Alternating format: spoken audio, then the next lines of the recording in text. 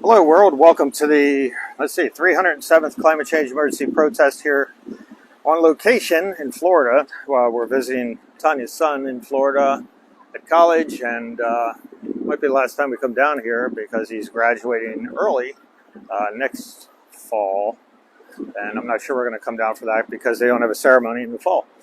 So I'm going to be talking about the COP27 conference. This is November 22nd, 2022. So this is number 307. And next week will be either the following Thursday or Friday when I catch up to everything. So the COP27 conference ended in Egypt. That was on Sunday it ended, and it had gone on for 2 weeks. And the COP27, you ask, is what is that? That is a conference of parties. That's a bunch of words meaning that groups got together from around the world, all the countries of the world got together to tackle the climate change crisis. And obviously they're not doing it because the carbon dioxide today is 418.87 or something or other. And the all-time record is 424 or something, but the average is 420 or so. So obviously we're not dealing with it. And they did not deal with it either, and I'm extremely upset by it. And, they're handing us a death sentence, and people don't even know about the COP27 or COP26 or any of those things. And time's clicking by, and we're basically out of time. There's no carbon budget left, and these jerks got out into their conference and got controlled. And 2 weeks ago, I said that what's going to happen is the rich countries are going to throw money at the developing countries to aid them in their loss and damage fund. They're supposedly going to create a loss and damage fund to help them with their issues concerning damage done by climate change. But they're not dealing with the issue of climate change itself. They're not going to deal with the conference ended and there was no climate change issue dealt with. In fact, they opened up a loophole that allows for more gas and methane to be produced.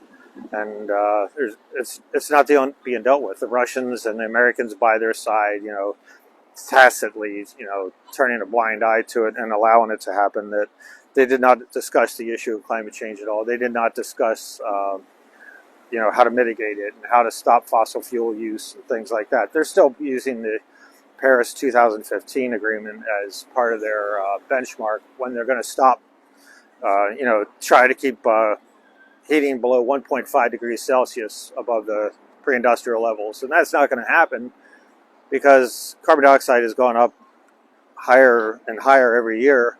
And so they're not doing anything to mitigate that issue. So there's no issues being done as far as curbing coal or oil or natural gas. And as I said, they're creating a loophole, in fact, that allows more natural gas, which is supposed to be a cleaner gas, which it is not.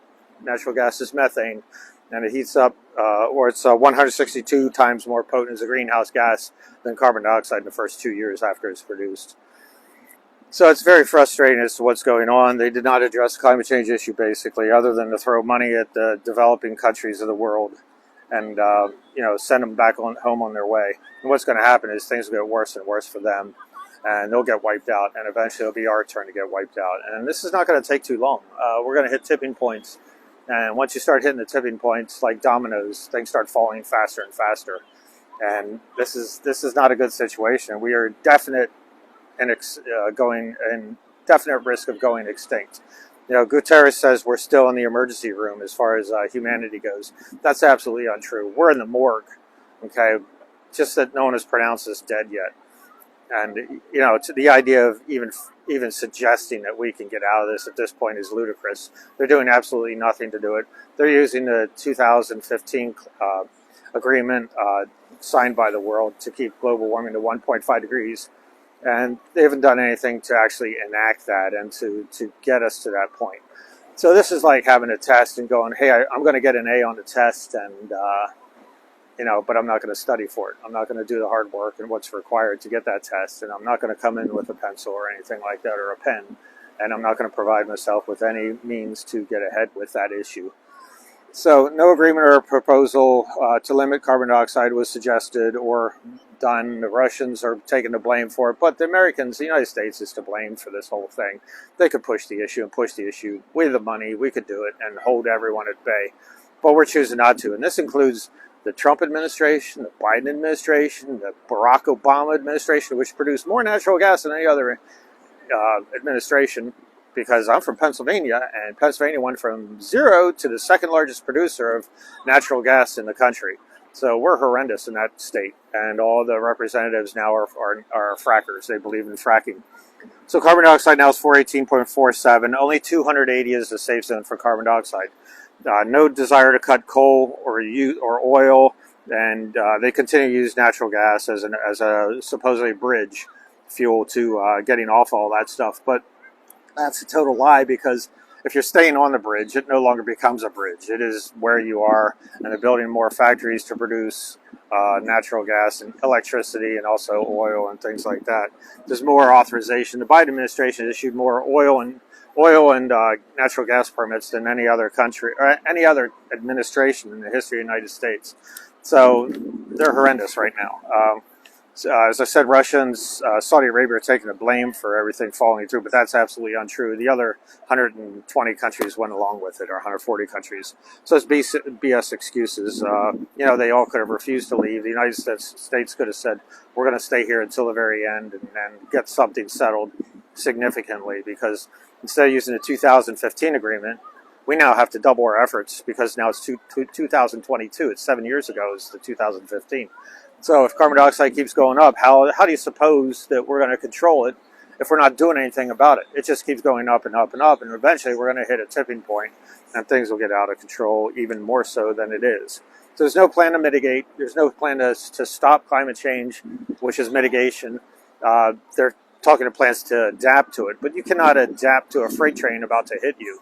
And that's just a dodge, another dodge of itself. The governments of the world are causing their own destruction, and in the United States, they're going to kill us all. We have no plans, as I said, and we're just going forward, more oil and gas production, and they're trying to blame the war in Ukraine as being the issue around that, and that's an absolute not true thing, because if there's some issue that's going to kill everyone, you don't continue down that road with that issue. You come up with other plans, and you can't tell me with 50% of our budget being spent on our discretionary budget being spent on military issues that we can't come up with some sort of plan using that money and putting it towards research and development for alternative fossil fuels as the jet flies over, killing us all. So governments are causing their own destruction. Eventually what you end up with population unrest, lawlessness, right-wing tactics such as fascism and locking people down and things like that. And then there's no way for them to help you. They're not going to be there for you at all. And what happens then after that is mass starvation, mass migration, and groups running around, being in charge of small enclaves. And whoever has the most guns is going to win out temporarily until the very end comes and nobody has food at all. So it ends up being a social breakdown once the governments bail on you. And they will bail on you. I mean, we saw that in COVID, how many of the governments weren't there for you at all. So enjoy the scenery. I probably won't be back here again, and ever again. And I expect things to spin out of control in the next few years. And it'll be to the point that, there's nothing you can do about it. And I'm sorry for that. I hate doing these broadcasts. I hate telling people that what's going to happen. But there is nothing, if you connect the dots, there is nothing to indicate that things are going in a positive direction. And you're partially responsible, as am I, that I'm not calling up the politicians every 5 minutes and screaming at them. I'm not out on the street. I should be there right now screaming at them, but it'd be a screaming event of one, because my local area, no one gets it. No one talks to us, Tanya and myself, about climate change as to what's happening. So whatever comes is what we deserve at this point. You don't pay attention to your government. You let them go on their merry way and get away with stuff, and this is what you end up with. And you don't even know it's happening yet, most of you. The few of you on here that watch these broadcasts and pay attention to things understand what's happening. So when it happens, just look yourself in the mirror, because you can't blame anyone else but ourselves on this one. So I'll catch you next week. I'm not a happy person, and hopefully people start doing stuff, and I seriously doubt it, because you're going to continue watching your ABC, CBS, NBC, Fox television networks and not understand what's happening, because they never cover anything concerning climate change. They won't tell you the ins and outs of what's happening. You need knowledgeable people on there. You need knowledgeable people in the governments telling you what's going on. The president and the Congress needs to broadcast daily as to what's happening and how dire a situation this is. It's worse than all the wars combined in the history of humanity. That's what we're in for. So I don't know what to tell you. So I'll catch you next week. See you later.